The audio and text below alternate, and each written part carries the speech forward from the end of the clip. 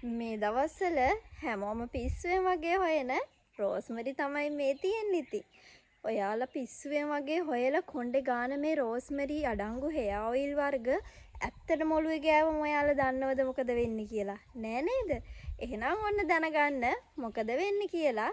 ඉතින් රෝස්මරි අඩංගු ඔයිල් ඔළුවේ ගෑවහම හිසකෙස් අඩු තැන්වල ඉක්මනින් හිසකෙස් නැවත වැවෙනවා. ඒ වගේම තමයි හිසකෙස් ඉක්මනින් දීර්ඝව වවා ගන්න පුළුවන් ශක්තියක් වවන්න පුළුවන් ශක්තියක් මේ රෝස්මරි වලට තියෙනවා.